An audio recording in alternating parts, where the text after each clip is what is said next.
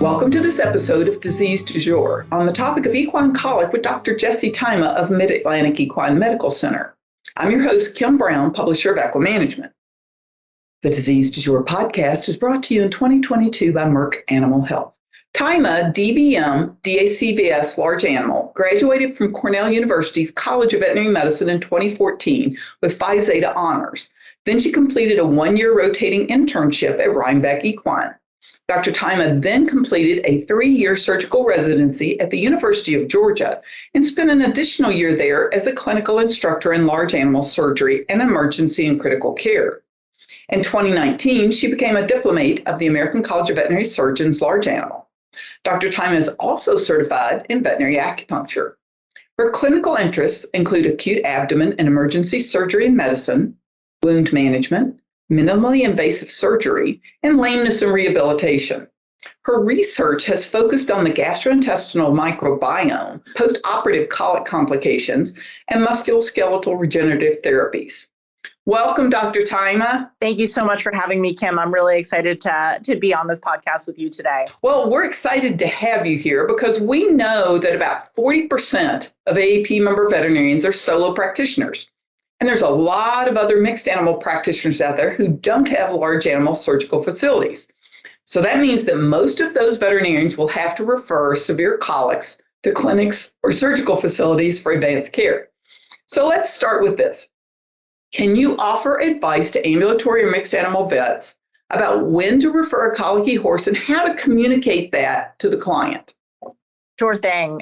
Thanks, Kim. I think there are a lot of ways to answer this question, both with regards to looking at the horse and the clinical picture, and then how to initiate that conversation with the client and really set them up for success with their expectations of what that process is going to look like. So as far as the clinical side of things, I think, just going through your colic exam for the new practitioner, whether or not they've been with they've had mentorship in working up a colic, doing a thorough physical exam, palpating per rectum, passing a nasogastric tube. Some practitioners will have an ultrasound available to them, which may help in that decision making. But just with regards to putting those pieces together and deciding what's appropriate for a referral, I think off the bat, in a very general sense, recognizing that very colicky old horses, that's generally not a great sign. And that's going to be one of our more severe colics and one that is likely going to need to be managed in a hospital setting and or have surgery. In general, heart rates that are greater than 60 to 70 are bad. Those warrant passage of a nasogastric tube pretty soon. I also encourage young practitioners to really hone in on their physical examination and look for signs that a horse might be hypovolemic, might be shocky, looking at their mucous membranes, looking at their jugular refill, feeling their distal extremities. Are they cool because they're vasoconstricted, because they're shocky? These are signs that the horse may need more advanced care that can be offered in a field care setting. I think that, the majority of colics that are seen in the field are going to end up being mild, self-limiting, are going to respond to pretty minimal management. I think standard operating procedure for management of colic in a field, a lot of horses get Banamine either by a veterinarian or even by an owner or manager before you get there. They'll get some fluids via the nasogastric tube. Sometimes people will run fluids in the field as well. I think something to warn young practitioners about is offering that too much or really getting stuck running fluids in a field. That's something that can be done much more aggressively in a referral setting. And then with regards to that conversation, I think setting up a client for success for what referral may look like is so important as part of this process. I would encourage any veterinarian, especially young veterinarians who are really just finding their narrative with regards to colic and managing clients, to start the conversation early about referral and about colic surgery. Even for a very mild colic, I think it's always good to have an idea of if the horse has an option for referral, if the horse has an option for surgery, if there is referral. And they may not know the answer to that, and you may not be able to answer all of the questions, but at least it starts them thinking down that process. I think getting a handle on what the horse's insurance status is If they are insured, what kind of insurance they hold. Are there exclusions? Are we looking at major medical? Are we looking at mortality? Those are really important things for times. One of the things that we do know about prognosticating colics, for a bad colic that is going to need surgery, the sooner it can get to the clinic and on the table, typically the better they do postoperatively.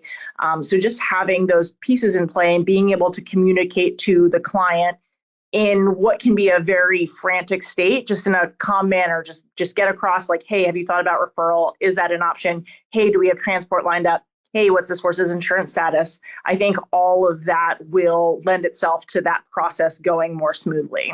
Again, when you're talking to clients, I think this is a really, really key. I mean, I don't care how long you've been in practice. When you're dealing with a client who's nervous, scared, and upset because their horse is colicking right in front of them, what are some tips to be able to communicate what can be gained through a referral? Sure thing. That's huge. So a lot of clients, they're going to have various really varying experiences with colic, whether this is their first horse and they've never experienced colic, they really don't even know what colic is, to people who are very well-oiled machine to the equine emergency and know the process. I think understanding that when a horse is referred in to a hospital setting, they're going to have access to blood work that you may not have in the field, like more extensive blood work. Some people can do some point of care blood work in the field, but I think that you're going to get a much better idea, just greater hematological parameters in a clinic setting. Not all practitioners have an ultrasound on their truck. Pretty much all hospitals, you're going to have at least a flash abdominal ultrasound to look at some key areas in the abdomen that give us an inclination as to what's going on and how to more properly manage that. When a horse is hospitalized, it's a lot easier to get a larger volume of intravenous fluids into them more quickly to manage a state of hypovolemic shock or dehydration.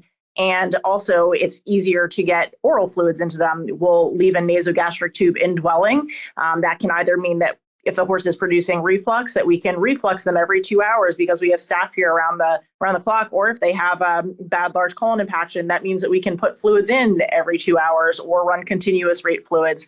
And those are things that are just truly not practical in a field setting. Everyone thinks that getting a horse into a referral center for management of colic is not inexpensive, but what's also not inexpensive is having your ambulatory veterinarian or having an ambulatory veterinarian come out multiple times in one short setting, like say over a day, going out 3 times.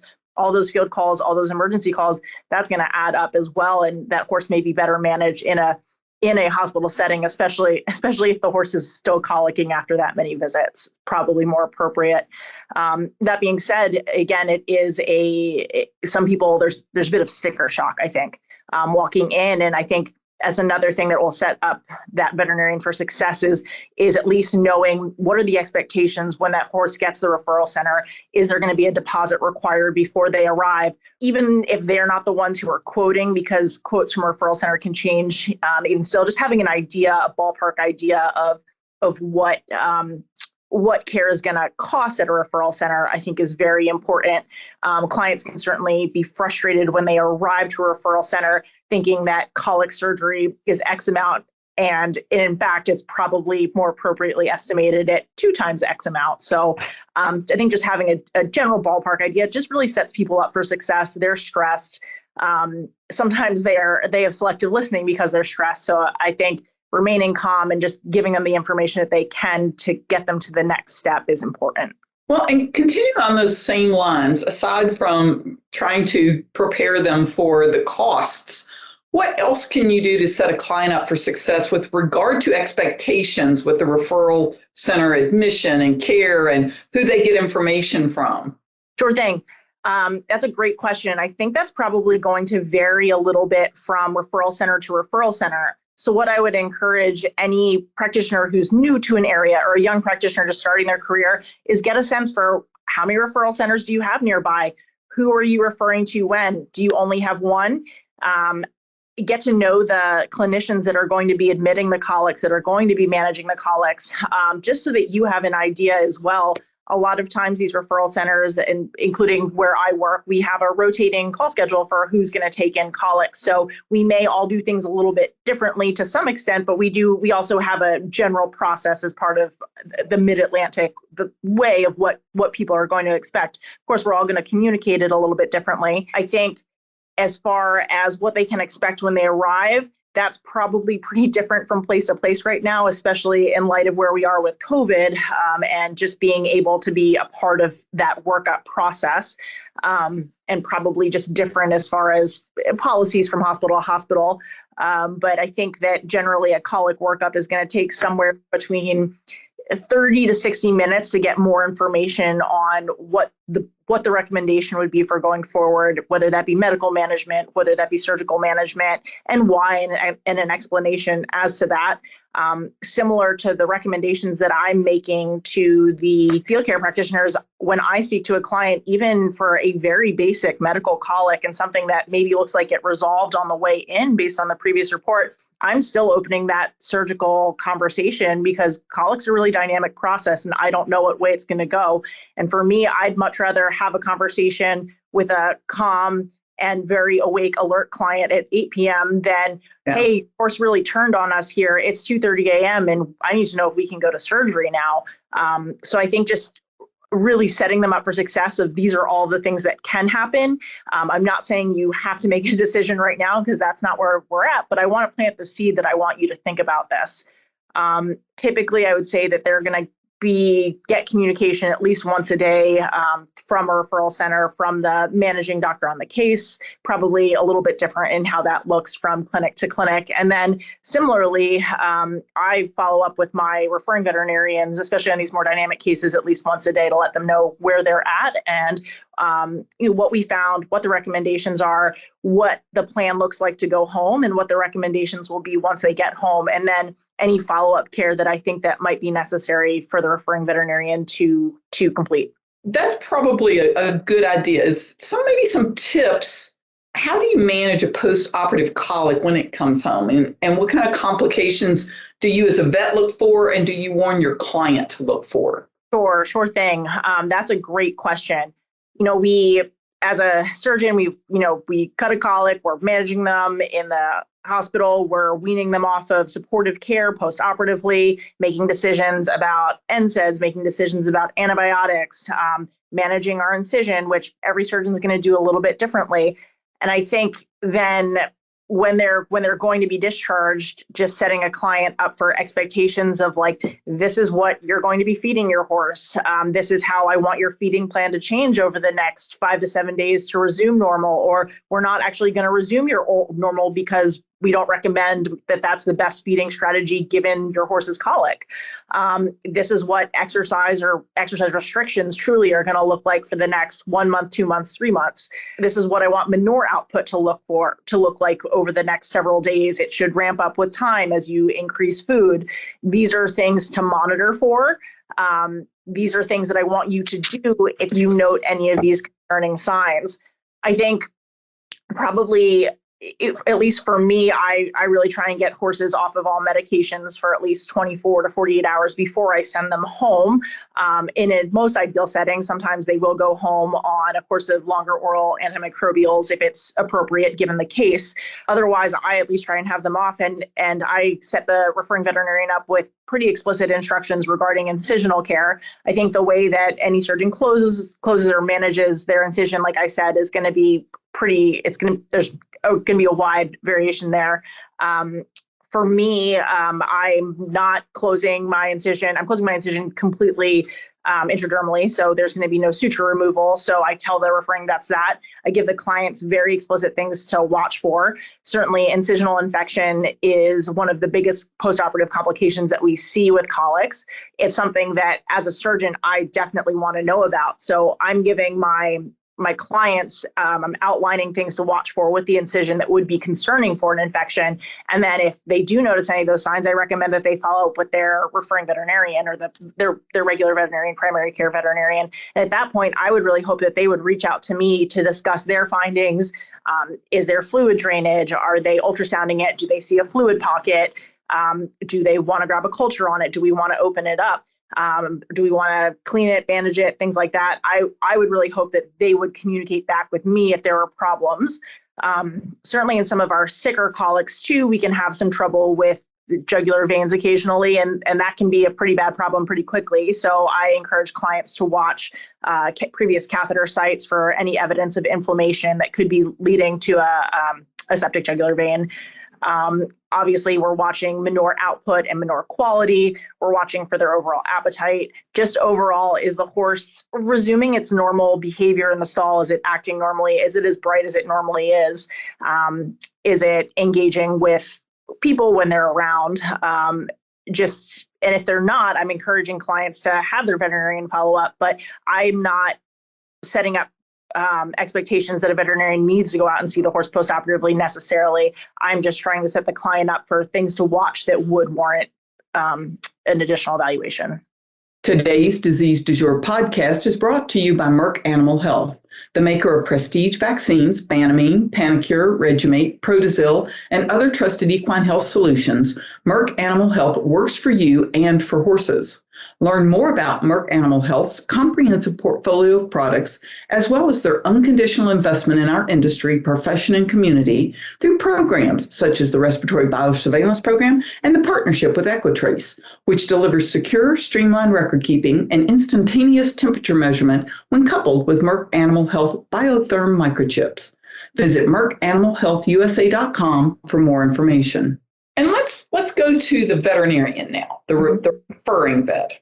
So what's kind of your overview of the clinical skills that those vets need to feel comfortable with a colic in the field? Because I know it can be some horses look mild, and I know very experienced vets that go, this horse is going to the right now, load it up and go. And others, they're like, let's just, give it a little Banamine, let's wait a few hours, kind of keep an eye on it, check its temperature, it's going to, so what are those clinical skills that you need to develop?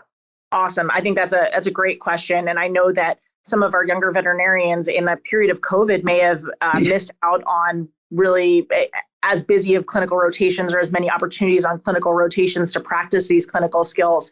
So at the end of the day, it all starts for me with a really thorough physical exam. And if you are monitoring a colic over time, noticing how those parameters are going to change. So some of the things that I touched on before, looking at heart rate as an indicator of pain, hemodynamic parameters, looking for signs of shock, gastrointestinal sounds as well are all important there. Rectal palpation skills, the only way you get better at them is doing more of them. What I would encourage young practitioners to do is to set them up for success as much as they can. I'm a little bit spoiled. I get to do these in a hospital setting with a very good handler. I'm doing them in stocks. But what I would encourage young veterinarians to do is to think about your physical restraint. Do you have a good handler? Do you have a twitch available? Do you have a setup that you feel safe doing this? And then also chemical restraint. Are you sedating the horse to do that? I don't hesitate to give Buscopan if I feel like the horse is really straining against me. I don't hesitate to put lidocaine in a rectum if the horse is straining against me. It just makes the procedure easier. And that's not even interpreting the actual test itself. That's just getting to do the test in a safe way. Then as far as the rectal palpation goes, you just need to do a lot of them and get more comfortable with what you're feeling. I would encourage all young practitioners, and I say this to our intern doctors all the time, even if you have an ultrasound available, I want you to rectal every single time before you ultrasound. I want you to know that you're feeling small intestine before you go and you see small intestine by popping the probe on the belly. I think that developing good rectal skills, that's like one of the most important parts of being a good equine practitioner, and all that. It just takes practice and setting yourself up for success to do that test safely. Passing a nasogastric tube is really important. Again, your restraint is going to be key here. Having someone who can handle the horse, not being afraid to sedate them if needed, not being afraid to twitch them.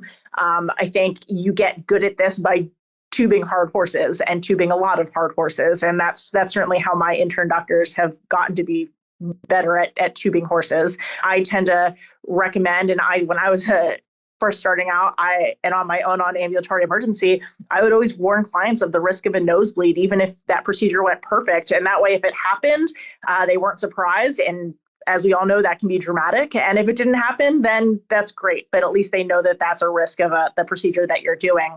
Not all ambulatory practitioners are going to have an ultrasound available to them, but those that do, I encourage that they get really comfortable with at least a flash ultrasound technique. That's a fantastic paper, just giving you, rather than doing a full abdominal ultrasound, you're honing in on areas that are really going to give you more information to decide what you think is going on and to make the most appropriate next step. I would also encourage all young practitioners to get really comfortable doing a belly tap. We think about it, it is an invasive procedure. We're going into the abdomen, but there are ways to do that very safely in all contexts. And most of the time you can get fluid, even if you're not necessarily seeing a significant amount of fluid on ultrasound. I think though, I would heed caution if there's a big concern for sand colic, because then if the large colon is filled with sand and sitting on the bottom of the abdominal floor, that's a really good way to do an enterocentesis. I think there's a paper a few years ago that said that happens in like 20% of sand colic cases. And if an enterocentesis happens, it's something that can be managed. But I think that at the end of the day, being able to do a belly tap is really important. And the context in which I think that's particularly helpful is if you have a suspicion that a horse is ruptured, being able to make that determination in a field setting versus sending that horse in. Obviously, that horse is in really bad clinical shape, potentially could die en route to a clinic as well. So to be able to confirm that there is feed material in the abdomen just on a gross tap is a very helpful thing to be able to do. Or say that you have a horse that you suspect may have a strangulating lesion, particularly a small intestinal strangulating lesion, to do that belly tap in the field and to see serosanguinous fluid. If you have a lactate meter and you're comparing peripheral and belly lactate, can be really helpful as well. But for those horses that may not have a surgical option, to know that you have a serosanguinous tap in the field in a horse that is pretty severe colic, and you're looking at strangulated, possibly dead bowel, if that horse isn't having surgery, that there's really no option for medical management, nor is it fair to keep pushing. So to be able to have those clinical skills to make those determinations that won't prolong unnecessary suffering in those cases, I think is very useful. That's a great tip. And also, just from a friend of mine's personal, don't try and be a hero. If you've got a horse that's flopping down on you, don't stick your arm in there. Oh, I absolutely agree. Like at the end of the day, safety is always number one. I mean, if the horse is too colicky, too violent, too unpredictable with its pain and how it's behaving, don't try and stick your arm in there. Don't break your arm to do anything. Don't get underneath that horse to do a belly tap. Get that horse on a trailer, truly. The sooner that you can get them on the trailer, probably the better shape that they're going to be in. And in those cases, I think setting a client up for success for, can you take what kind of trailer setup do we have? If the horse goes down on the trailer, keep driving. Like, don't stop. Don't try and get the horse up. Like, just keep going. But knowing that, we do have horses that come in down on the trailer, and it's typically an indication of how painful they are, and oftentimes how bad the colic is, truly. But we have more staff and more equipment to manage that type of case in a referral setting than in the field. I also had a vet friend to say, while it looks really nice to throw a horse in the trailer with an IV bag on, you're not helping anything. No, you're really not. I think that's a great point, because at the end of the day, the IV bag can only be so much higher physically than the horse, and that's really the rate that's going to run in is greatly affected by gravity and how far above the jugular vein it is. So it's not really doing much. Worst case scenario, it comes unhooked and they could get an air embolus. So I don't see a huge value in doing that. Just leave a tube in if you feel like that's appropriate, because they've had a large volume of reflux. We will always get your tube back to you. We appreciate that when that's done, because we know it's done in the best interest of the horse too. But yeah, the IV fluids on a trailer, not my favorite way to see a horse show up, but it happens sometimes. Yeah, my vet friend had said, so many horse owners have become so savvy and they understand vets can run fluids in the field. Yes. And then they're like, well, shouldn't they just keep it on the trailer? And you're like, not really. Yeah. It's always nice to have that conversation. I agree. And fluids in the field for me is a slippery slope, because it's like you have a catheter in, you feel responsible for taking care of that catheter. You want to know the horse is going to get the fluids. But for you to stand there and run fluids, the time that you are spending, you should be charging for every minute of that time. But realistically, you're not going to. So I think it's a little dicey to run fluids in the field. Again, always better in a referral center if possible. If the horse truly needs fluids, it probably should be in a referral center. And I love your point of get to know your local referral centers before you need it. I mean, that's such a great tip. Yes. Yeah. It's really helpful. Like I feel like especially younger practitioners, like I form some bonds with them and really chat with them about their colic workup. And if they have any questions or, they're like, hey, could I have done anything differently? Should I have done anything differently? And just to be able to have that really like vulnerable, candid conversation, I really enjoy. And I feel like it helps me to get to know them better as people too. And it's just going to set us all up for success for the care of that horse, for the care of the next horse that's going to come in with the two of us working together. For me, it's always a team approach. Like the referring vets are part of the team, and getting to know them and getting to know their clinical practice and how they do things. It's awesome because I also know what to expect when a horse is walking in the door from that referring veterinarian then too. And those are great tips. Is there anything else that you would like to talk about, Dr. Tyma, as far as it goes, colic referral, or just colic in general? I feel like I covered all the things that I really wanted to. I guess I cannot overstate how important communication with the client and trying to set the client up with expectations at the beginning, just planting the seed early for referral. I think some vets certainly feel a little bit sheepish when a horse shows up and it's like completely fixed. If it, maybe they thought it may have had a non-strangulating large intestinal obstruction, like a displacement on rectal when they saw it, still a little colicky, they sent it in, it shows up, rectal's normal, blood work is right down the middle, everything looks normal, horse is, clinically hydrated, heart rate's 36, standing there, passing manure, and they feel sheepish. And I'm like, you know what? Sending that horse is never the wrong thing. So I want to encourage that too. And I'm not going to keep the horse in the hospital unnecessarily long either. And I try and, I always support that with the owner too. The owner's like, oh, why did I come in? And it's like, you came in because your horse is really colicky. We know that this is a dynamic problem. You had the option to come in and this is really the best thing for your horse is getting checked out. And the best thing that I can do is tell you that the trailer ride and that motion of the trailer ride and really just the time may have been the trick, may have done the trick here, but to have it all checked out again, have second eyes on the case is really helpful. And then we have around the clock monitoring too. So even if that horse comes in fixed, there are a lot that will show up looking bright and comfy and then get colicky again a couple hours later. So I always encourage people to never feel bad about sending anything, even if it fixes itself on the way. We are here for that. We have staff that are here for that so that you don't have to stress about that all night long. And that's a great point. Thank you, Dr. Tyma. I really appreciate you joining me on the Disease du Jour podcast today. You're welcome, Kim. Thank you so much for having me. This has been a pleasure. And thanks to all our listeners for Disease du Jour. Listen to this episode, previous episodes. We have a lot of great, as you might have noticed at the first, this is episode 80. So we've got a lot of good information that has been put out on the podcast you can go back and grab. And a special thanks to our sponsor, Merck Animal Health. We invite you to listen to Disease du Jour podcasts on your favorite podcast platform, or you can go to equimanagement.com and every episode is on the website with a short article that goes with it. And if you have any questions or suggestions for the podcast, send an email to me at kbrown, that's the letter K Brown, at equinenetwork.com. Disease du Jour is a production of the Equine Podcast Network, an entity of the Equine Network, LLC.